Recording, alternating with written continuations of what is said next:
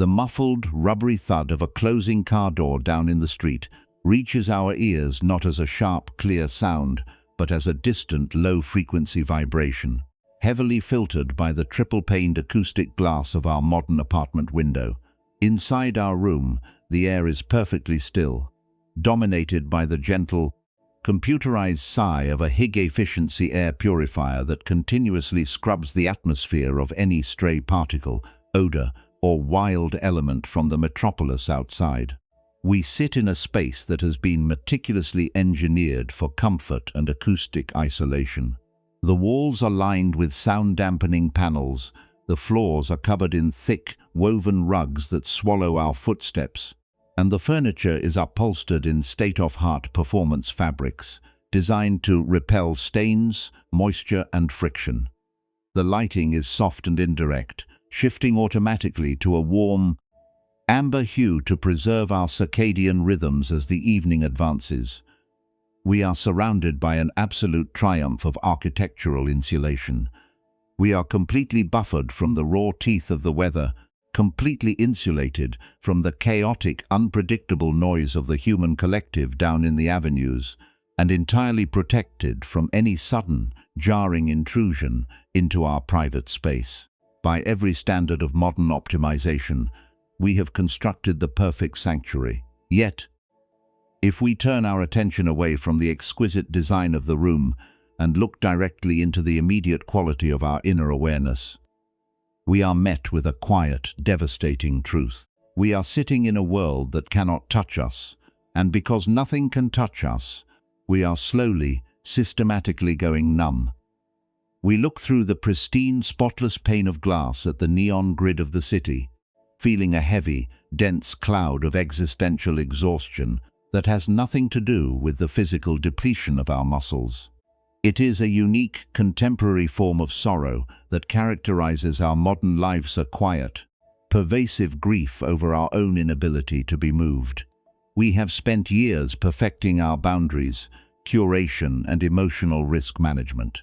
We have read the latest psychological literature, we have mastered the vocabulary of trauma-informed self-care, and we have learnt to identify and categorize every passing feeling before it can cause us discomfort. We use our intellectual sophistication like a thick sheet of clinical glass, holding reality at arm's length, analyzing its properties, and filing it away into neat conceptual boxes. We are safe tonight. No one can break our heart in this room. No unexpected tragedy can catch us off guard. No raw, chaotic human interaction can disrupt our carefully calibrated equilibrium. But as we sit in this absolute safety, we can feel the terrifying price we have paid for our fortress. The insulation that keeps the dark out has also kept the light out. We are safe from being shattered, but we are equally buffered from being inspired, from being startled, or from being truly broken open by the sudden unmediated brilliance of beauty or sorrow. We live in a culture that has elevated emotional insulation into a supreme survival strategy. We are taught to protect our energy, to audit our connections, and to deploy psychological frameworks to keep the messy, unpredictable friction of the world from scratching the smooth surface of our persona. This habit of mind has turned our interior landscape into a highly regulated, climate-controlled laboratory. When we step out into our workplaces, our families, or our digital communities, we wear an invisible, high-tech survival vest made of analytical detachment. When someone speaks to us with implicit aggression, we do not feel the raw sting of their words. Instead, we instantly deploy a theory, telling ourselves that they are projecting their unhealed shadow or operating from a state of nervous system dysregulation. When we encounter a profound piece of art or a moment of deep collective suffering on our screens, we do not allow the impact to land in the center of our chest. We translate it into socio-political analysis or psychological trends. We believe that this intellectual buffer is an act of supreme wisdom and maturity. We call it emotional intelligence. We call it maintaining healthy boundaries. We call it being grounded. But if we are completely honest with ourselves in the silence of this insulated room, we can feel the profound structural damage this padding is doing to our humanity. We are alive, but we are living through a layer of thick felt. We look at our lives through a plastic viewfinder, watching the movements of our relationships and our experiences from a safe clinical distance, wondering why we feel so hollow, so ungrounded, and so fundamentally disconnected from the very things we have worked so hard to secure. We have created a life where every emotional frequency is compressed, moderated, and stripped of its raw, unpredictable edges. We are no longer participants in the wild, chaotic theater of existence. We have become the consumers of our own overregulated experience. We have turned our hearts into museums of controlled temperatures, guarding our emotional assets with a desperate, white-knuckle vigilance, completely blind to the fact that by ensuring we never feel the sharp, agonizing bite of life, we have ensured we will never feel its ecstatic, liberating kiss. We are like a blacksmith who has inherited a magnificent ancient forge, complete with a massive iron anvil that has stood for generations, and a heavy, perfectly balanced hammer forged from tempered steel. The blacksmith's purpose is to stand before the fire, to place the raw, glowing iron upon the anvil, and to swing the hammer with absolute conviction, allowing the clean, violent impact of metal meeting metal to shape the raw material into beautiful, resilient tools. It is a life of heat, friction, sound, and deep, resonant impact. But as the blacksmith stands before the anvil on his first morning, he is suddenly seized by a profound, paralyzing dread. He looks at the heavy hammer, he looks at the solid iron face of the anvil, and he thinks to himself, what if the noise of the strike is too loud for my ears? What if the raw, shuddering shock of the impact travels up the handle of the hammer, rattles the bones of my wrist, and causes an unbearable ache in my shoulder? What if a stray spark flies from the hot metal and burns the surface of my skin? Driven by this desperate need for insulation, the blacksmith turns away from the fire. He goes to a chest in the corner of his shop and pulls out yards of thick, dense, waterlogged wool and heavy sheets of soft felt. With meticulous, frantic care, he begins to wrap the iron face of the anvil in layer upon layer of the damp fabric. He then takes the heavy steel hammer and wraps its head in more wool, binding it tightly with cords, until it looks like a large, soft pillow. He looks at his work and feels a deep sense of relief. He is safe now. His joints will be protected from the shock, his ears will be spared the noise, and his skin will be insulated from the sparks. He takes the glowing iron from the furnace, places it on the padded anvil, raises his wool-wrapped hammer high above his head, and strikes the metal with all his might. But instead of a glorious, ringing peal that echoes through the valley, the blow produces only a dull, muffled thud. The energy of the strike is completely absorbed by the insulation. The raw iron does not change its shape by a single fraction of a millimeter. The forge slowly grows cold, and the blacksmith's arms grow utterly exhausted from swinging a heavy tool that can never truly make a dent. This is the kinetic tragedy of our insulated modern existence. We are swinging our hearts through the days with tremendous effort, burning through our vital energy. Yet our lives remain completely unshaped, completely cold, and completely deadened because we have wrapped our capacity for impact in the heavy, suffocating wool of our psychological defenses. To understand the origins of this self-imposed anesthesia, we must look squarely at the internal architecture of an archetype that walks among us in every corporate glass tower, every curated cultural space, and every high-end wellness retreat. Let us dissect the internal mechanics of the one we might call the hyper-rational strategist of the padded life. This is not an individual who appears fragile or defensive on the outside. On the contrary, they are often exceptionally articulate, highly educated, and socially poised. They are the ones who speak with a calm, measured cadence, effortlessly utilizing the vocabulary of contemporary psychology, emotional regulation, and somatic awareness. They can explain their family lineage with clinical precision. They can map their attachment styles, identify their triggers, and delineate their personal boundaries with the authority of a seasoned therapist. They present to the world a masterclass in psychological optimization. But beneath this impressive layer of intellectual fluency lies a profound, unexamined terror for the strategist. Psychological concepts and emotional theories are not tools for deeper connection, they are the high-tech blocks of an invisible, unyielding fortress. Their mastery of the language of healing is actually the ultimate defense mechanism against the terrifying messiness of real healing. They have discovered that if you can analyze an emotion, you do not have to feel its raw, unpredictable heat. If you can categorize a trauma, you can keep it locked inside a neat conceptual display case, safe from ever spilling out and staining the carpet of your controlled life. They operate under the deep subconscious assumption that the mind can act as a shock absorber for the heart, processing the world through a theoretical lens so that the naked, unmediated blow of existence never makes direct contact with their living core. When a crisis arrives, a sudden breakup, a profound corporate betrayal, or the slow, agonizing decline of a close friendship, the hyperrational strategist does not weep, scream, or collapse onto the floor. Instead, their intellect instantly mobilizes like a military defense force. They immediately begin to audit the event.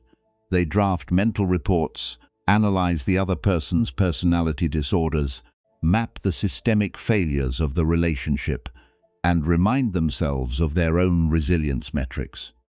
They tell themselves that this analytical distance is a sign of supreme spiritual evolution and nervous system regulation. But it is not regulation, it is absolute containment. It is an emotional layaway plan where the ego buys safety by rendering the entire psychological landscape completely inert. They have successfully insulated themselves from the agonizing sting of the first arrow of fate.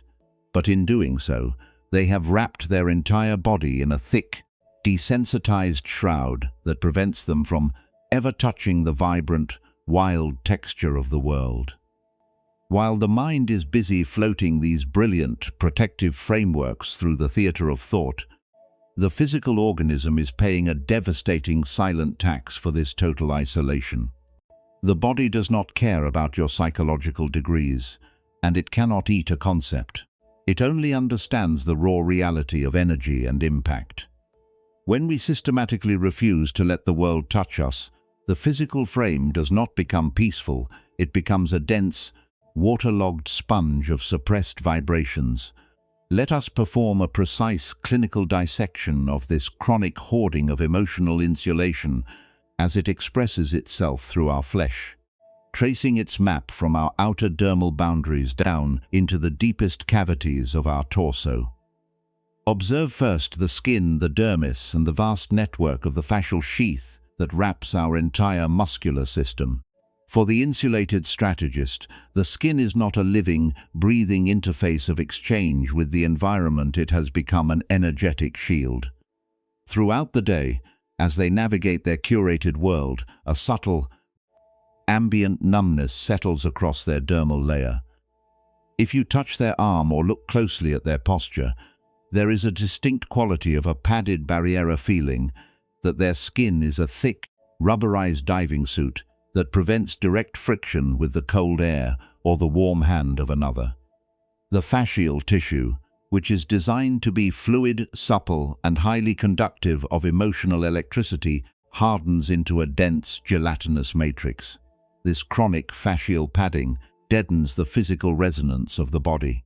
They can walk through a spring forest or sit across from a crying lover and feel absolutely nothing but a dull, distant awareness, as if they are watching a documentary about someone else's life through a scratched television screen. If we drop our attention deeper beneath the fascial shroud, we find the primary casualty of this padded strategy, the chest and the heart center. When the mind is occupied with the preservation of emotional insulation, the sternum does not experience a sharp, dramatic spike of pain. Instead, it feels like it is buried under a heavy, dense stack of wet wool. The intercostal muscles, the small bands of flesh between the ribs, do not lock in a sudden panic, but they chronically refuse to fully expand. The thoracic cavity becomes a heavily insulated chamber, a soundproofed room where the internal movements of the heart are muffled before they can echo through the rest of the body. When a moment of deep beauty or profound sorrow occurs, the heart attempts to expand, to leap, or to shatter in response to the world, but it strikes this thick interior padding and produces only a flat, deadened thud. The ribcage remains static, refusing to yield to the pressure of the soul, keeping the breath compressed into a shallow, uniform rhythm that never varies, never breaks, and never allows for the wild, uncalibrated scream of genuine expression. This flat, over-regulated environment extends directly into the vocal cords and the throat. Look at the way the hyper-rational strategist speaks. Their tone is consistently moderated, perfectly paced, and entirely devoid of emotional spikes or raw organic cracks. The throat is neither tightly locked in a state of terror nor wide open in a song of absolute abandonment. It is a climate-controlled valve that filters every syllable before it can escape into the atmosphere. The voice sounds like it is being generated by a computer program rather than a living, breathing mammal with a beating heart. This vocal flatlining is a physical act of preemptive filtration. It ensures that the raw, unpolished truth of their immediate vulnerability can never slip past the sensors of their intellect. They speak about their feelings with immense eloquence, but the voice itself carries no weight, no moisture, and no real presence, floating above the ground like a ghost in an empty room.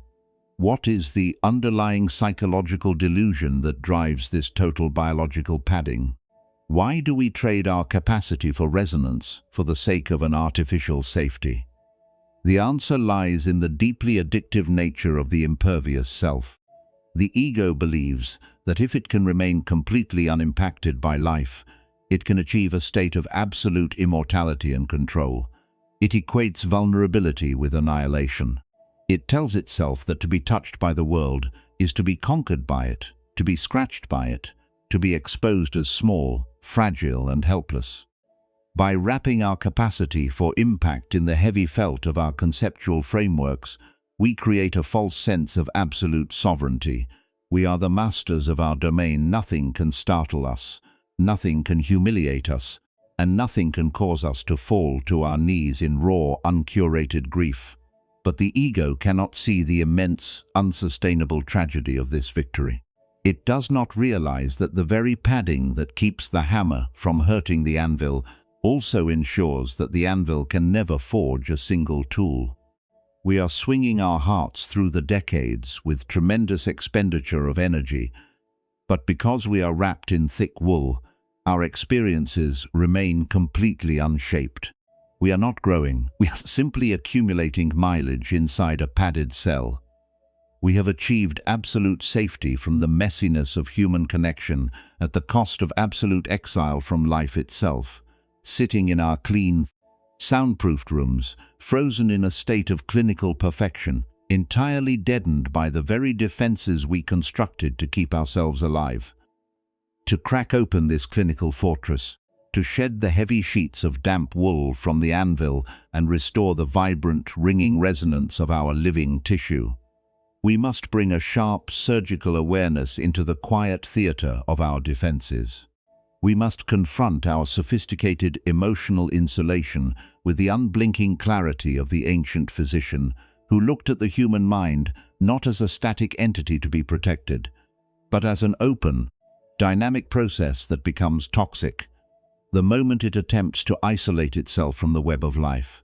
His insight slices directly through our modern illusions of hyper-regulated autonomy, exposing the core mechanical error that turns our psychological boundaries into a suffocating tomb. He observed that all our intellectual buffering, all our hyper-rational strategies, and all our emotional anesthesia rest entirely upon a single, unexamined delusion. the fiction of the impervious self. The human ego possesses a deep, frantic craving to build an absolute capsular, solid, independent fortress that can stand apart from the messy, volatile currents of the changing world, observing reality from a safe distance without ever being altered or stained by the contact. We treat our identity as if it were a delicate porcelain vessel that must be wrapped in endless layers of protective bubble wrap to survive the journey of existence. But if we slow down our breathing and look directly into the living physics of this immediate second, we discover a truth that is far more radical, far more porous, and completely liberating. The self is not a separate capsule, it is an open window. There is no solid, independent wall dividing your internal life from the external universe. The air that is entering your lungs right now was moving through the leaves of a tree outside a moment ago. The atoms that make up your flesh are constantly cycling through the soil, the rain, and the breath of other living mammals. Your consciousness is not an isolated computer calculating data from behind a glass screen. It is a highly sensitive, transparent membrane that exists entirely in a state of continuous, unforced resonance with everything it encounters. When we try to insulate ourselves from the impact of life, we are performing an act of supreme biological absurdity. We are like a wave in the ocean trying to build a concrete wall around itself to keep from being touched by the rest of the water.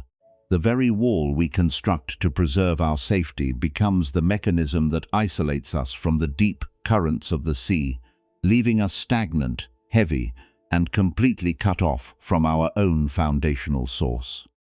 To lay bare the immense, self-inflicted violence of this strategy, the ancient teacher offered his diagnostic framework of the two arrows, applying it directly to our habits of emotional avoidance. He explained that as long as we inhabit a physical body and move through an unpredictable world, we will inevitably encounter the raw, sharp impact of reality. This is the first arrow. It is the sudden, unexpected sting of a harsh word from a colleague. It is the clean, honest sorrow of a relationship coming to its natural end. It is the raw shock of a physical injury or the grief of a shared societal tragedy. These events are sharp, and they are designed to hurt. They strike the open tissue of our presence, creating a sudden flash of heat, a contraction in the chest, or a rush of tears. This is the first arrow of existency objective, unconditioned friction of a world made of impermanence and interconnection. But for the hyper-rational strategist, the first arrow is an intolerable humiliation. The moment the sharp tip of reality makes contact with their skin, their mind panics and instantly mobilizes the second arrow of avoidance. Instead of allowing the clean, sharp sting of the wound to be felt, to be wept over, and to naturally wash through the system, the intellect immediately deploys its heavy padding of psychological concepts, intellectual distancing, and emotional anesthesia. It launches into a frantic internal speech, translating the raw sensation into an abstract report, naming the trauma response, analyzing the other person's pathologies, and wrapping the heart in thick layers of conceptual wool so that the direct impact can never be felt. This is the second arrow of our insulation, the voluntary, systematic poisoning of our own capacity for resonance. The first arrow causes a wound that can heal. The second arrow creates a permanent, calcified state of numbness that destroys our ability to live. The terrifying revelation that we must all confront in the absolute stillness of this room is that our emptiness is not caused by the cruelty of the world, it is caused by our refusal to let the world touch us. By using our intellectual sophistication to blunt the edge of every sorrow, we have also blunted the edge of every joy. We have used the second arrow to perform a slow, daily lobotomy on our own emotional body, transforming ourselves into walking ghosts who can discuss the theory of the fire with immense eloquence, but who can no longer feel a single degree of its heat. Let's bask at the image of the felt-wrapped blacksmith, standing before his silent anvil in the cold light of his shop, and examine the true nature of his exhaustion. He believes that by wrapping his tools in thick wool, he is preserving his strength and protecting his joints from the pain of the work. But look at his arms. They are trembling with a profound, unnatural fatigue. His muscles are burning with lactic acid, and his chest is heaving with shallow, frustrated breaths. Why? Because it requires 10 times more physical energy to swing a padded hammer against a padded anvil than it does to let clean steel meet raw iron. He has to strike the metal with a frantic, desperate violence just to produce a dull, muffled thud. Yet the raw iron remains completely unshaped, completely cold, and completely unyielding beneath the padding. This is the exact kinetic cost of our insulated modern existence. We believe that our psychological boundaries and analytical detachment are saving us energy. But the reality is that maintaining this fortress is the most exhausting project we have ever undertaken. It requires an immense, continuous expenditure of vital biological force to keep the world at bay.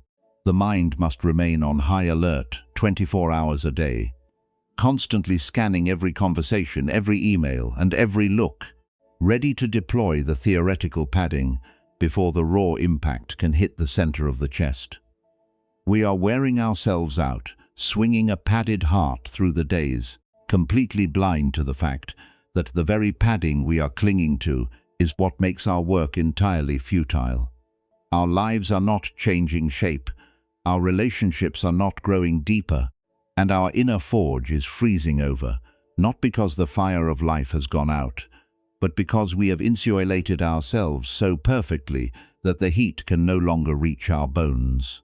The recognition that our emotional armor has become an active engine of our own numbness, that our intellectual defenses are the very layers of wet wool freezing our inner forge, marks the true beginning of our return to life.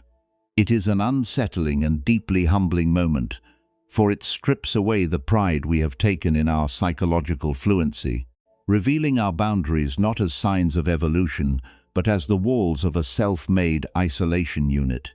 Yet, within this structural breakdown lies a magnificent, uncompromised opportunity for reclamation. If we are the ones who have wrapped our hearts in this suffocating padding, then we are the ones who possess the absolute somatic authority to unwrap them. This is not a theoretical realization to be filed away in another conceptual box. It is a direct, kinetic sequence of actions that we must execute within the immediate laboratory of our own nervous system, sitting in this very room as the night deepens around us. The first fundamental movement in this architecture of radical unburdening requires us to deliberately shed the theoretical sheath that encases our awareness. When a moment of real-world contact occurs, when a partner speaks a truth that carries a sharp edge, or when we encounter a piece of raw, unpolished human suffering, or habitual reflex is to immediately deploy a psychological label. The intellect rushes forward to whisper, "This is an anxious attachment response. This is a boundary violation. This is ancestral trauma." The moment we allow these phrases to crystallize, we have stepped out of the living second and back behind the safety glass of our theories. To train the mind in true presence, we must learn to drop the label instantly and lean directly into the unpadded, unmediated friction of the somatic impact. Let us practice this direct exposure right now. Bring your awareness away from the intellectual cortex and drop it down into the literal center of your chest, to the physical area right over the sternum. Think of a recent situation where you felt yourself pulling away into cold, analytical detachment, a conversation where you chose to be clever or objective rather than vulnerable. Now, strip away the narrative of why you were right, delete the psychological diagnosis of the other person, and look at what is happening inside your flesh in this immediate heartbeat. Is there a dense, leaden weight pressing against your ribs? Is there a subtle ambient numbness across the surface of your skin, like a layer of cold rubber wrapping your torso?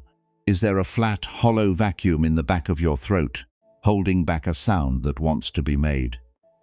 As you observe these physical coordinates with uninterrupted focus, your mind will experience a powerful, terrified urge to run back up into the head, to resume the analytical commentary. The ego panics when it is forced to stand naked without its theoretical armor. This is where the discipline of the open forge must be applied. You must practice the art of welcoming the strike without deploying the filter. If you feel a heavy weight across your chest, do not try to intellectualize it or breathe it away. Instead, consciously soften the muscular periphery around the emotional knot. Let your shoulders drop back and down, expanding the physical width of your collarbones. Unhinge the deep muscles of your jaw, letting your mouth open slightly, breaking that habit of over-regulated moderation.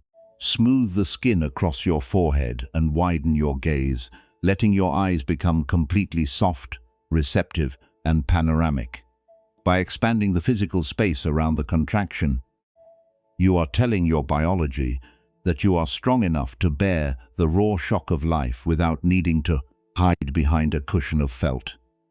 You are allowing the environment to hit the center of your chest, resting in the deep confidence that your presence is a transparent membrane, not a fragile porcelain plate that will shatter at the first true impact. This structural softening leads us directly into the second movement of our practice. The meditation on radical impermanence and interconnection, which we might call the meditation of the open furnace.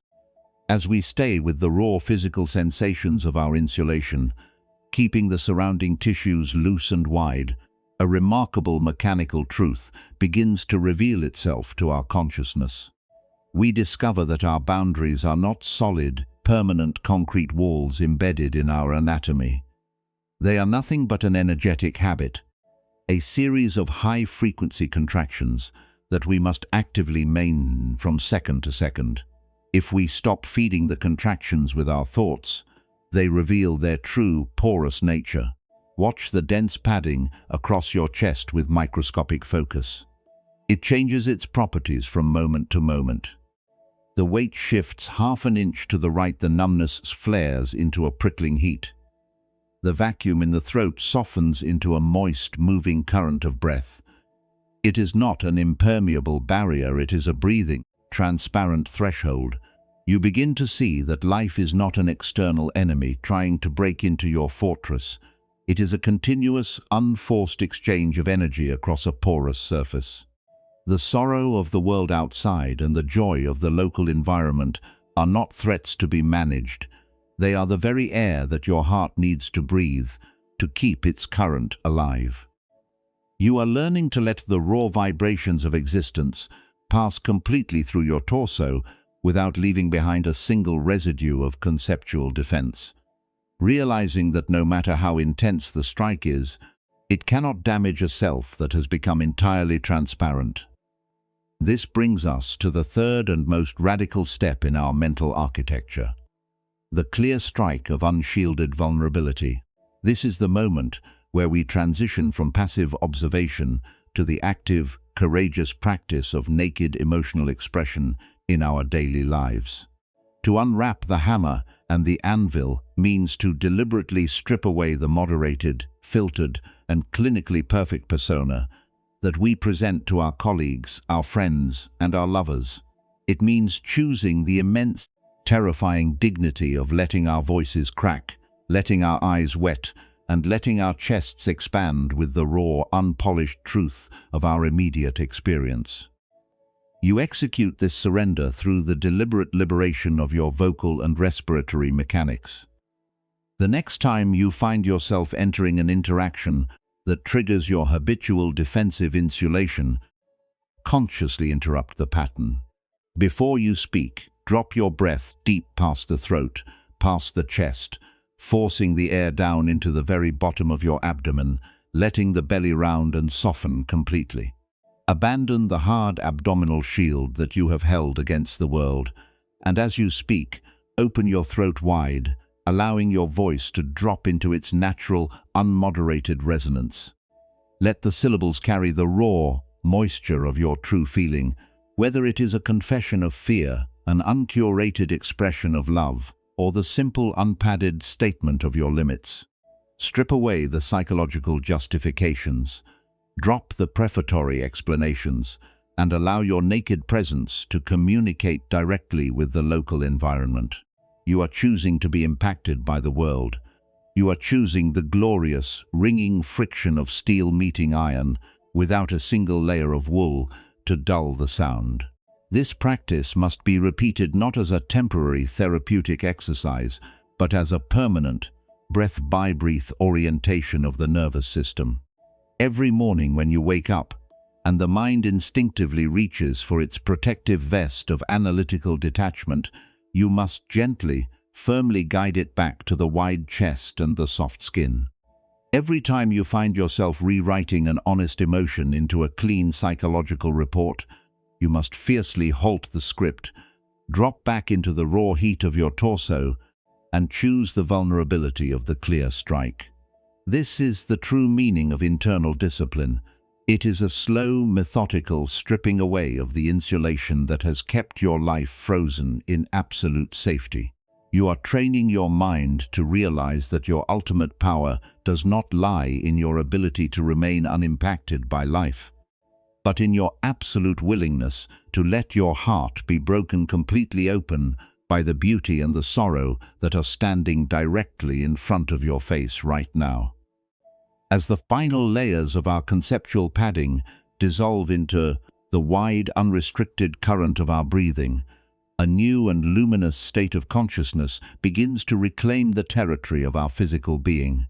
It is an awakening that does not feel like the clinical safety of an isolation booth, but rather like the sudden, brilliant clarity of an open valley when a thick sheet of damp felt is finally pulled away from the grass, exposing the earth to the raw, warming touch of the sky.